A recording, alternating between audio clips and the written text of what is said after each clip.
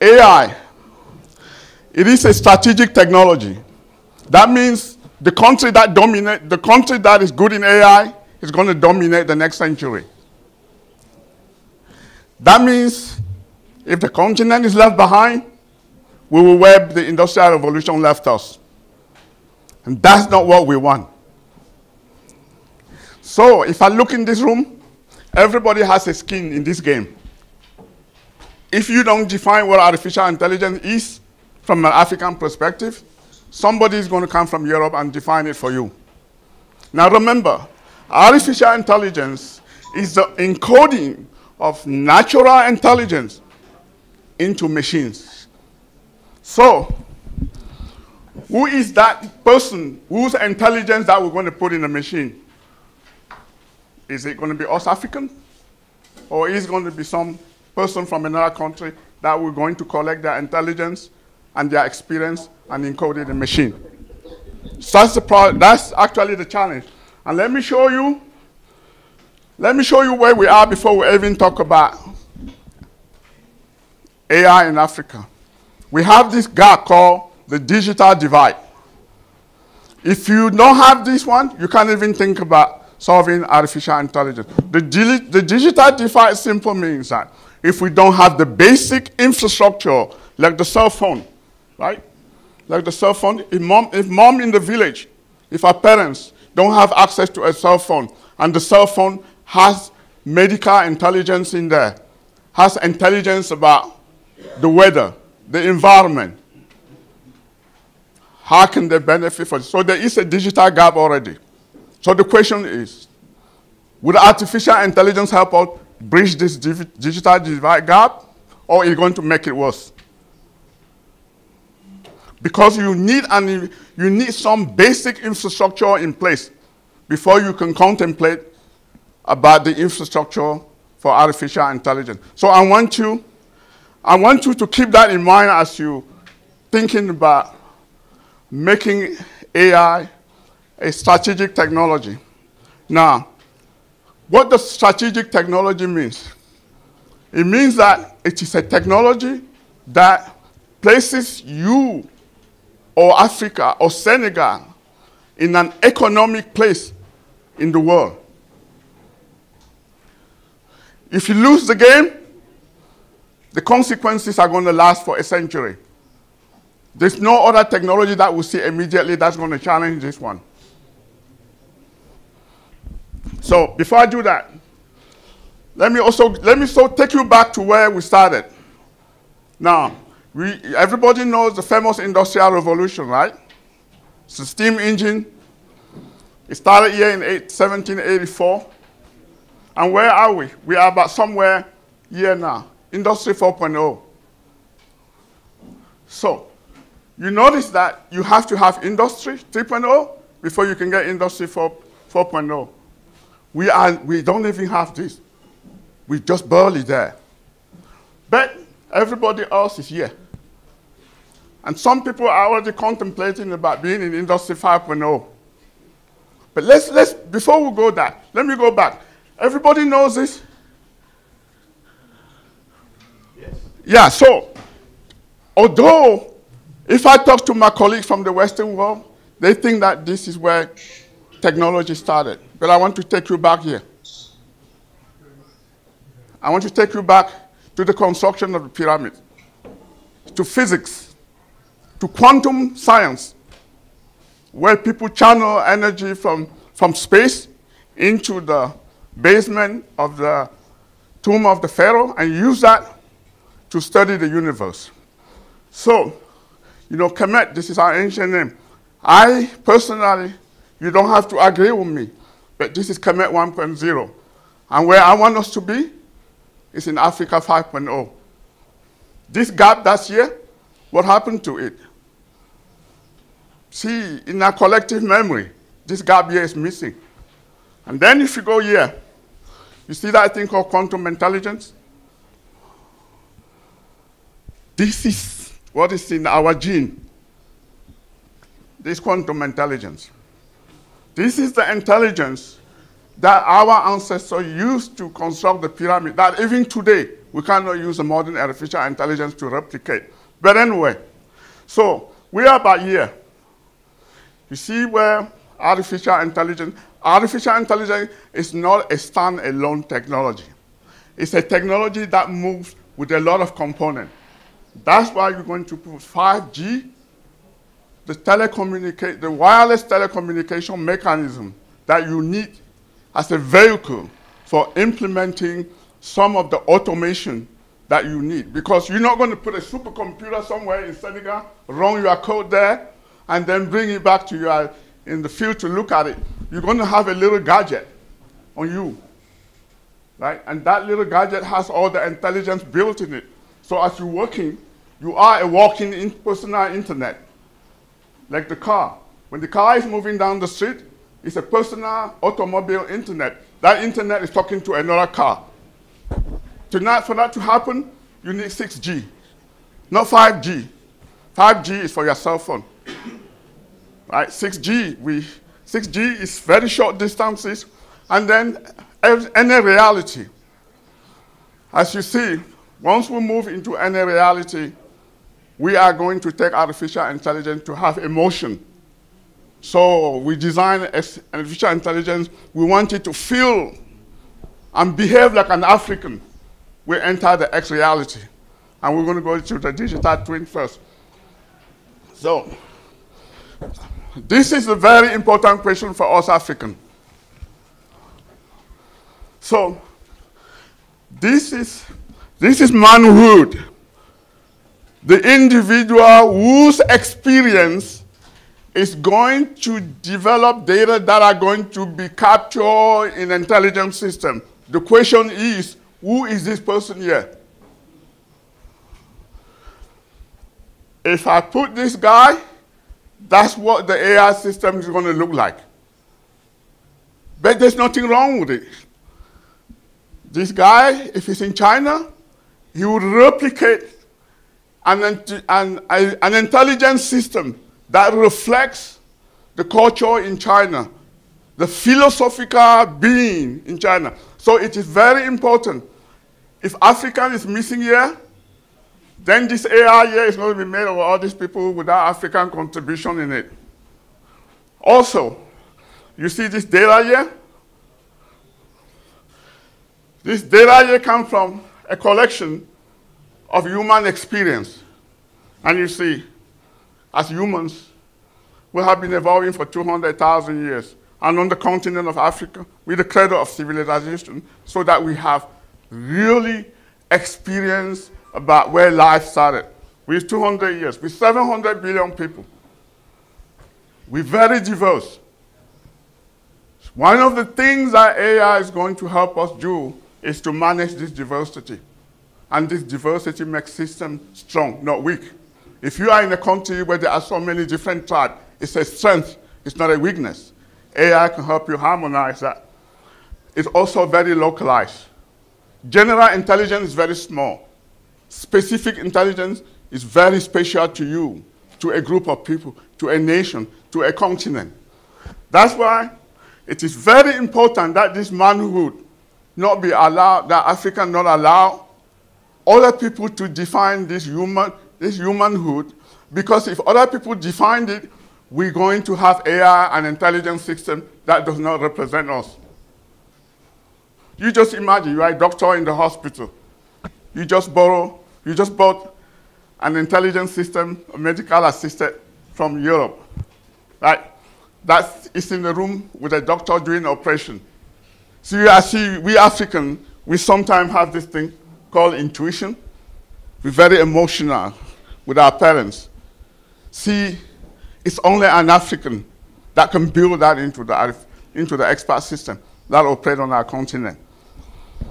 So one to take away here is that what is the intelligence that we want to make artificial?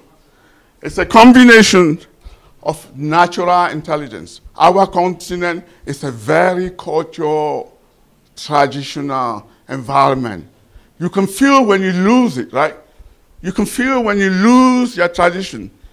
You become like a person that is lost in the wilderness.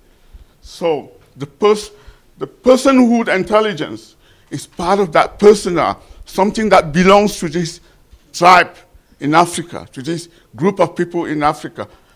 And also the ethics.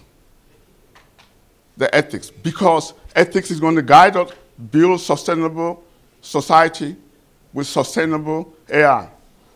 Now, this quantum intelligence is very important. I want you to go back.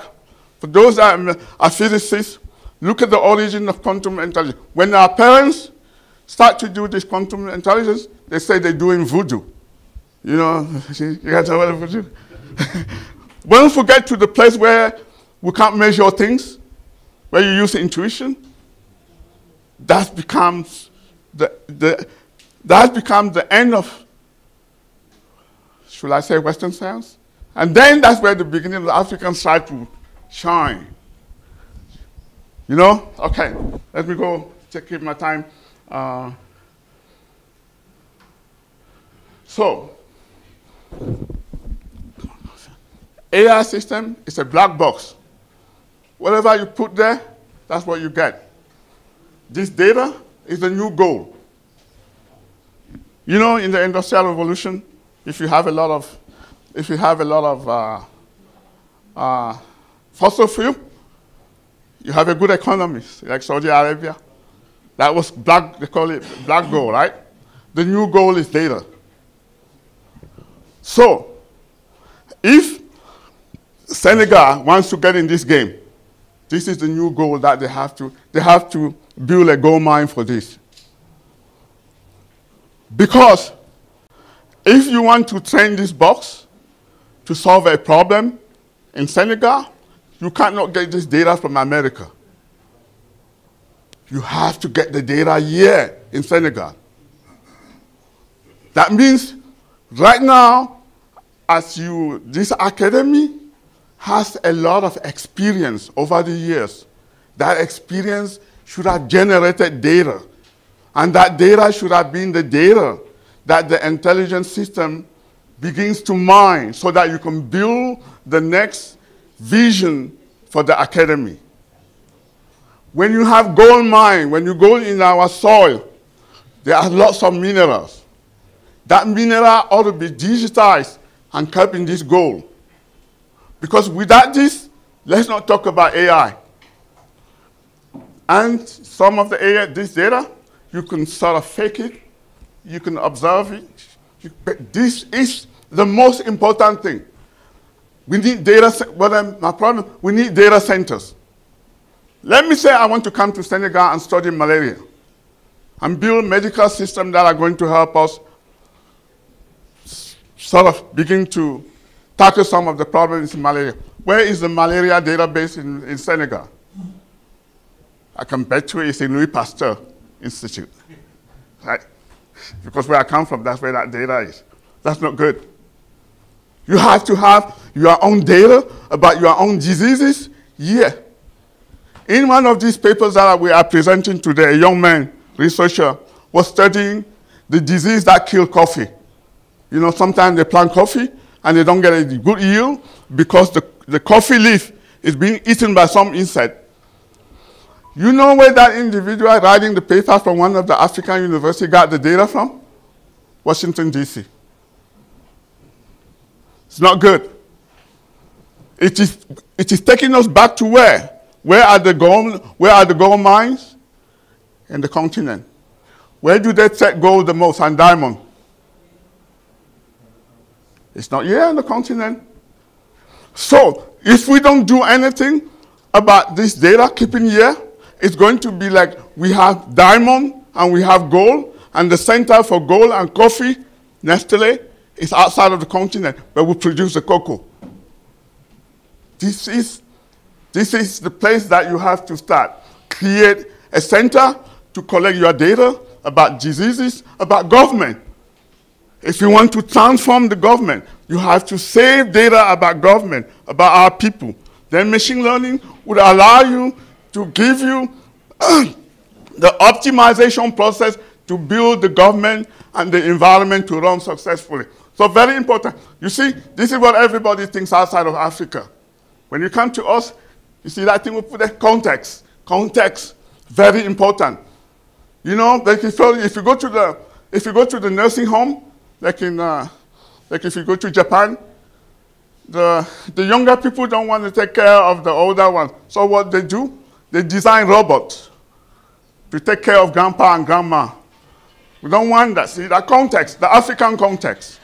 This is general. Everybody can do this. When you come there, you put the Senegalese context. That is, it makes sense in Senegal.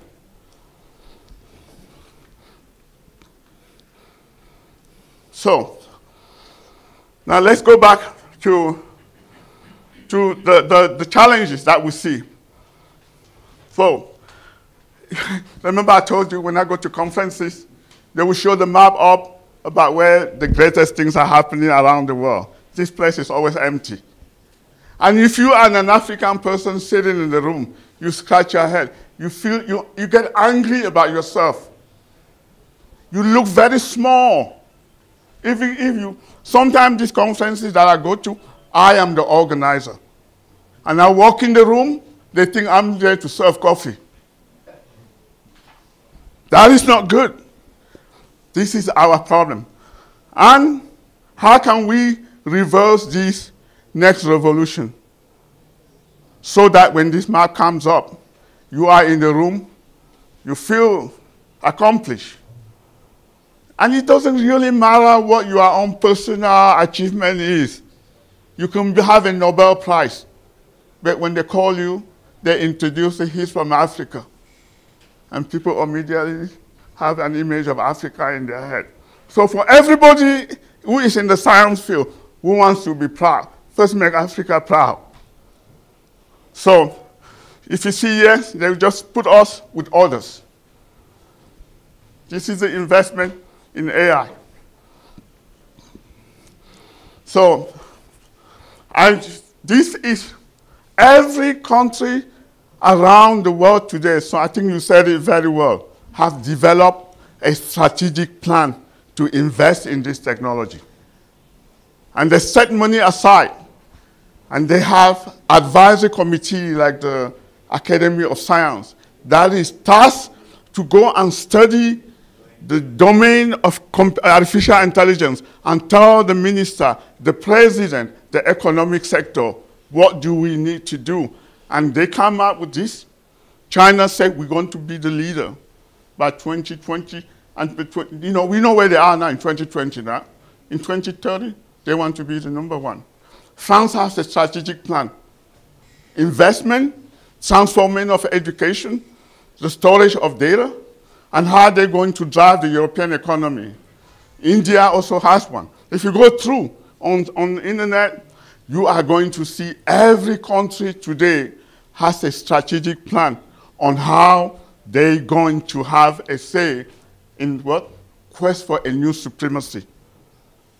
It's no more, it is not fossil fuel. Like, even if you have natural resources, to better optimize it and use it, you still need AI. This is where Senegal should develop a strategic position that is going to outline that by 2030, this is what we want Senegal to be. And then having developed that strategic plan, you go backwards and decompose it into what you're going to do in high school, in elementary school, and a university, and where your investment priorities are going to go. If you don't do that, if you do that in an ad hoc hazard, it's not going to be good. So you have a strategic plan. When people pay their tax, when you say, I want you to pay tax, you say, this is where that tax money, some of it is going here. Because we want to be, by 2030, we want Senegal place to be here in the world. Right? So the strategic plan is very good. Everybody's vying for supremacy. He who dominates this will dominate the next world economy. So, again, I am going to come to this new goal, the data. If you ever think you want to live in this place with, it's this thing called data sovereignty. If somebody owns your data, they control you. Like somebody owns our currency now, right? you can see how they're controlling us with, with the famous CFA, right? We don't want that. You have to own, sovereignty means you have a national authority over your own data. So you need your own laws, you need your own data repository, so you can be independent. You can have a data set. Let me tell you what. If I want to analyze the behavior of Senegalese on social media, guess where I go get the data? Google. You're going to go to the Google Cloud, or you're going to go into Apple. That doesn't make sense. And if Google really wants to control you, they might not give you all the data you need. Therefore, the problem you're trying to study about your own country, somebody is actually blocking you from doing that because they're controlling your own data, because you don't have sovereignty over your data. This is very important. It is a new goal. We talked a little bit about this. Okay. Now, when AI first started, you will collect data, you will have machine learning algorithm, you will ship it to a supercomputer. Sometimes this supercomputer can actually train an algorithm for several hours, sometimes several days. That depends upon the volume of the data you have and the complexity of the algorithm. We still do that. Maybe national government, if you wanted to look at weather pattern, if you wanted to look at some environmental problem that has excessive number of data, you're going to do that. But this thing called the cell phone that you have, this is an edge device. This is an edge device, which means that you can be anywhere, and there are intelligent application here. So edge device means that things that are very close to where the data is generated. If you are in one of the gold mines in Senegal generating data, some of the data you generate, you can actually process it in your cell phone. So now there are machine learning algorithms that are actually been optimized to run on small devices, including this one. And those things are called edge devices. They are small form factor. And when you want to do autonomous system, like in a car, you don't put a supercomputer in your car, right? You put a small device like that processes data real time. And so in this particular, you see edge devices mean that those devices are at the edge of either the computer room or the internet. They work on real time. They're very lightweight, they're very small. They don't need a lot of power. And actually, that's what we call Internet of Things. How do you call it in French? Internet? There's Internet des objets? Voilà. That's it. Everything, actually, on le dit plus Internet des objets, Internet de tous les objets. Les personnes, même les appareils qui sont à l'intérieur. Mais du coup, là, ce sont aussi des Internet, des things, n'est-ce pas? So I thought that I would give you some of the things that are actually going on. This is quantum machine learning. It's one of the hottest area. I think you with Professor Wage there knows about it. Now, this is a new science that is coming. You know, when you use the semiconductors, which is the semiconductor that you use to make computers, at some point, the density of the number of transistors in the chip is going to reach a point where it's going to generate a lot of heat, to the extent that if you want to power it, you will need a power station, you will need a hydro power station, right? So quantum information science is the new information science. That is, every country too has a strategic plan for this. I can tell you, because I developed this program for the US government to compete with the Chinese program. This is the new computer after the computer that works on silicon reaches maximum capacity. This is where we're going to go. This is a very wacky, interesting phenomenon that quantum information presents itself. Unlike the zeros and ones that we want to talk, it works on this quantum mechanical property that harnesses superposition, entanglement, and teleportation. That is, if I take two particles, I entangle them, and I separate and put one in the moon, I can talk to the one in the moon without sending any information. One of the most important things about this technology is that it supports an extreme amount of parallelism. And when you're working with machine learning with vast amount of data, what you want is parallelism. That's why we use this processor called GPU. GPU gives us a lot of parallelism. This one even gives us tremendous amount of parallelism. Please the academy with Dr. Weger, keep an eye on this.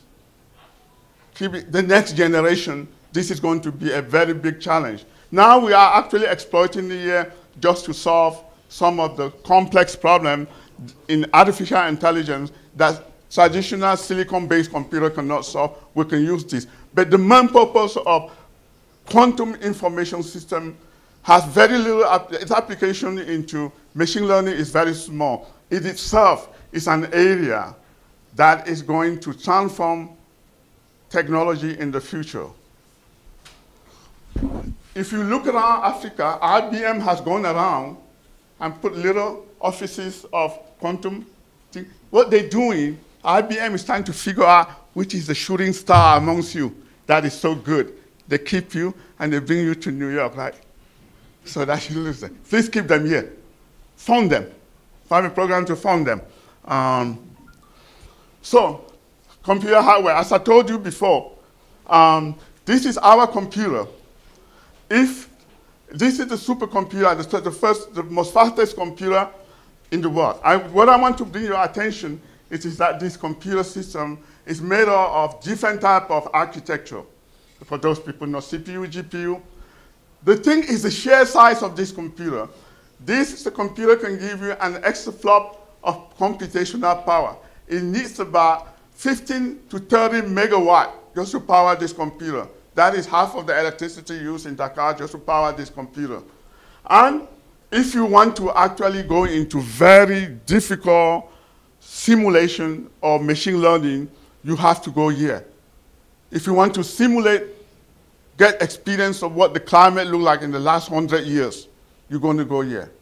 If you take all the data set in the Senegalese government and you want to look at the pattern of the behavior of the processes, if your data exceeds about 1 petabyte, you need to go there to do that.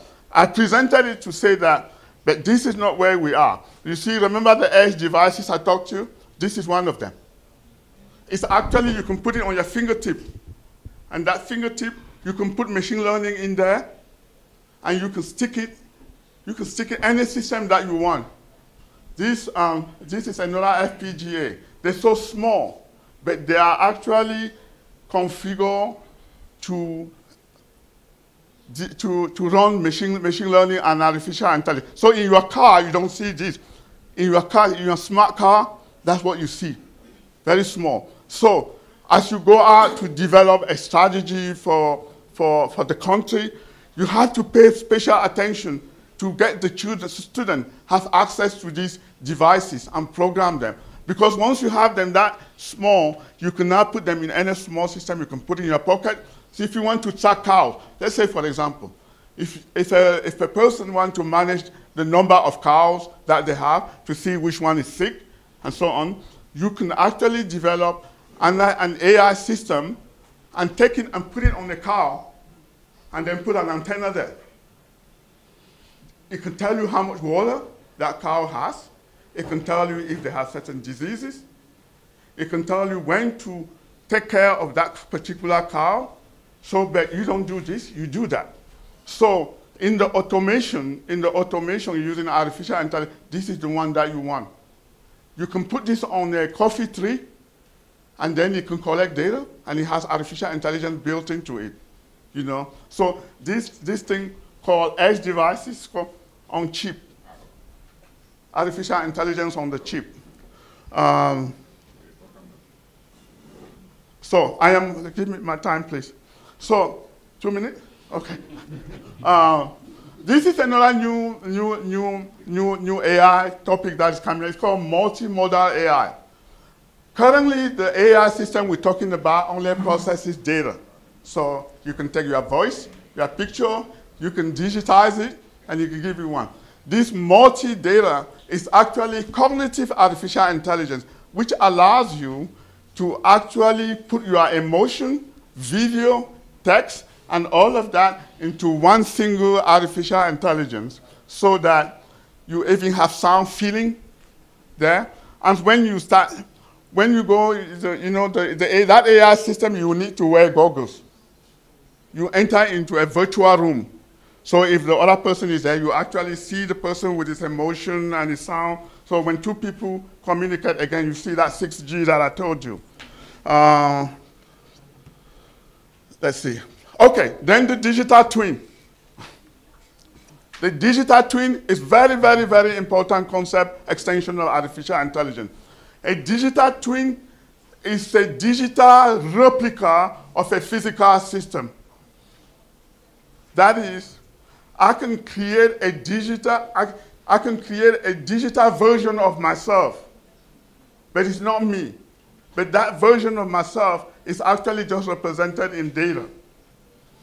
It is very important because the digital twin allows you to, in real time, try to answer the question, what if I build a new highway? If I can create the digital twin of Dakar, I can enter in the room, I can see all the traffic in the room, all the cars, and I can ask myself, what if I put a new highway there? And if you put a new highway, you can see traffic, chop, and they say, no, we don't need to do that, right? So it is the digital representation of the physical world. So it is a very important technology to do if you want to build cities, if you want to build school. If there's anything you want to do that is very complicated, that you can't simulate it, we create a digital version. This is another technology to focus on it because it is the one that is going to allow us to optimize and build systems that can predict the future.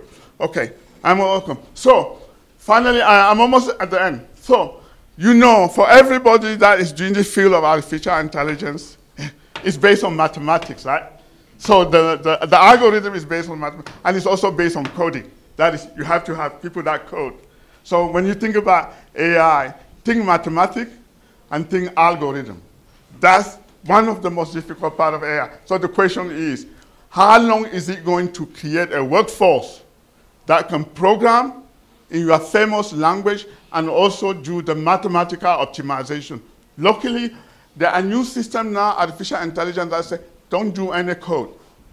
You just get a graphical interface, you grab it and you drop it, you construct that thing just by a graphical interface and you build with the expert system. So the domain knowledge means that you have to have an expert in the field that you want to build an artificial intelligence about. So if I want to build an artificial intelligence in the hospital or in biosystem, I have to have a physician with me. So a domain, somebody in domain knowledge other than the computer scientist is very important. Of course, you get your data. This mathematical, the coding is actually the transformation of the data and the statistical information into mathematical program. Then you use your hardware. So that no coding, also keep in mind to look at it, that you can create a segment of the workforce that are not very versed in the actual coding, but that can also, you just use the code and not worry about the internal. That is already in the making, so keep in mind on it. So I am almost done. So the challenges that we face. Funding, yeah, a vision. You need that. That's where, if you are researchers, if the schools don't have funding, that's the first challenge that we have to address. Low digitization. You know, many things that we do in the country now is still through paperwork. That's not good. First, you have to digitize it. You know, when you go to the hospital, they take your medical record, they should store it in a digital form, not on the paper. because that digital form is what you're going to apply machine intelligence there. So try to digitize the government, the processes as much as possible. The market, that's very important. Suppose in Senegal, you create a workforce, a very good workforce in artificial intelligence. The question is, to whom are they going to sell their product? Yeah, they call it, what's the word in French? You know, commercialization or, yeah. That's the problem. So you can have a lot of qualified, talented Senegalese that can develop expert system, but who's going to buy it, right? So, and one of the things you do, you transform the education into something called entrepreneurial education. That is, when a person is studying artificial intelligence, he has his eye and seeing where he can use it and where people need it. Don't just give them a diploma and send them to the market, right? The computing resources, you need to have computer for them. The domain scientists, we talked about physician, and environmentalists that want to solve that problem, blah, blah. And another thing is, you have to think. You have to think in terms of being able to, AI thinking, right? Think about the processes that can be automated in making life easy for our country, for our continent, for our environment. He said, AI thinking, what can I do to make recycling? What can I do to make the processes simple so that grandparents can use it? So you always have to think, how can machine assist us? Don't worry, I'll come to the last page, we don't have the dangers.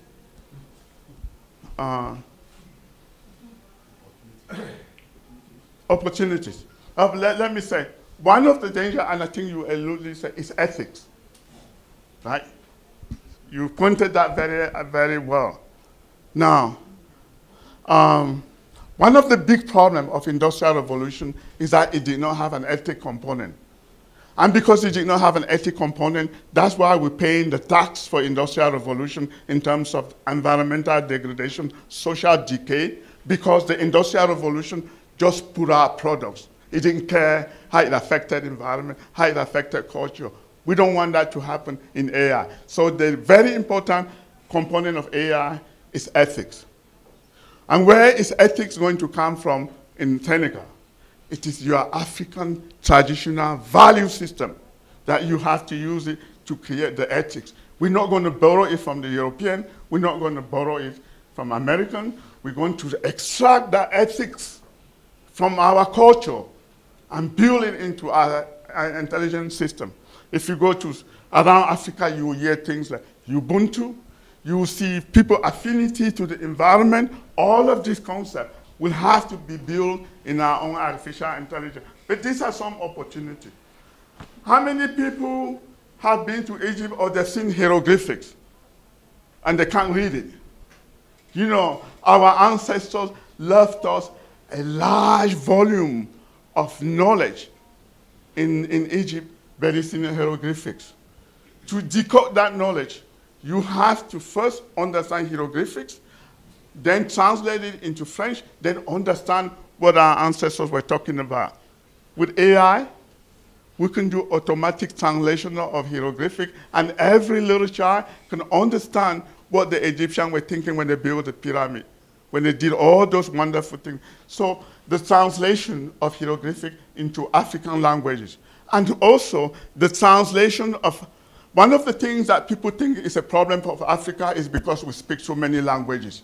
It's actually a blessing, not a curse. You know why? We can use artificial intelligence to simplify communication between the different tribes.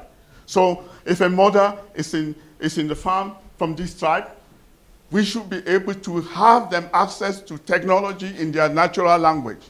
And AI can help us do that. We don't have to teach them French, right? And so the smart healthcare system in the rural system, again, most of our population in the country, the number of doctors per 1,000 people is very small. So we can use AI to kind of take the healthcare system to some of our parents. Smart agriculture, this is very good. You know, you can use smart systems to improve agricultural productivity and sustainability. This is very important. Now, if you're going to tell the Chinese to build you a bridge, to build you a transportation system. You can tell them, you can have a contract with them that's going to cost several $1 billion. And they're going to come there, they're going to build you a very nice bridge with Industry 3.0, you know? But if you know what you want, you can put AI requirement and embed it in the requirement of that contract. You can say, if you're building this bridge, we want to put sensors in the bridge so that the sensor can tell you when this bridge needs repair. It's called productive maintenance. So in actually the specification and acquisition of system from different countries, you can put this AI requirement in there so that we want them to embed AI sensor in the bridge, in the field, in the building, so that we can use the data collected by this sensor to optimize and to develop maintenance when we're going to have problems, and then use that to maintain the system. Preventive maintenance. Oh, this is the big one, digital currency. Everybody heard about Bitcoin, right? Yeah, AI also is linked to digital currency. Digital currency is what's going to free us. You just imagine if Senegal, there's a slide that I show about the unbanked population in Africa. That is the segment of African mothers and fathers that do not have access to the banking system. It's about 95%. Don't use banking system. Those 95%, if they don't use the banking system, they are not active in the economy, right? So what you want is this digital currency. Your bank, the grandmother and the grandfather in the farm does the banking on your cell phone, right? It's a combination of artificial intelligence and blockchain, which at the end of this conference, we have a seminar on blockchain, and that's what we'll talk. So digital currency and AI is very, very important to bring the economy to everybody. And finally, the last one is, you know, when we all go to school, we go to an educational system that we have no idea how it came to be, the educational system that trained us. We were just given into it, and for the last 200 years, we have attended that educational system. We didn't even question it. We go, you study this, finish, we give you a diploma, send you out on the street, go help yourself. And I can tell you, there are tons of people out there with diploma in their hands, but there's no work. That has to stop. We're going to move into this thing called entrepreneurial science. You take a student to the farm. He spends a day with the farmer. He sees what the farmer is doing. He gets an idea how to develop an expert system to help the farmer. He comes back to the classroom, he fixes it, and then when he graduates, he starts developing systems that the farmers can buy. You take a student to the hospital. The student sees what the doctor does every day. They come back, they say, oh, the doctors need this kind of system. They come home, they build it, they go sell it to the hospital. They become their own boss. They create their own employment, and they employ themselves. No sitting and having a diploma, walking down the street, looking for a company to hire them. We have to stop that and move into this AI technique where students are initiated to study the education that allows them to know about environment and solve our local problems. And with that, I will conclude my talk. I kind of jump around, going to different places, but I think you get the sense of what I was trying to do. If there's anything I want you to live with, is that we have to get the control, the vision of artificial intelligence into our hands and be the one on the driver's seat to see how artificial intelligence is going to affect our culture, our country, our continent, and eventually, I am very convinced that these things that we are discussing here, that's what the world needs. Because if you come to where I live, you have children, you have our own economy that is living in a very difficult situation, only they don't tell you. Right? Because we have a lot of people in the US that don't have employment. We have a lot of people that have created expert system that has a lot of social evil. They don't know how to solve it. And they're actually looking for people that cause. There's one reason why maybe we are the last. You know, if you are the last child in the family, you see all the mistakes of your elder sister. You see all the mistakes of your elder brothers. And then when you try to build your own life, you learn from the mistakes of your elder brother, right? So we Africans are kept in this position so that we can see all the error that the West has made with science and technology.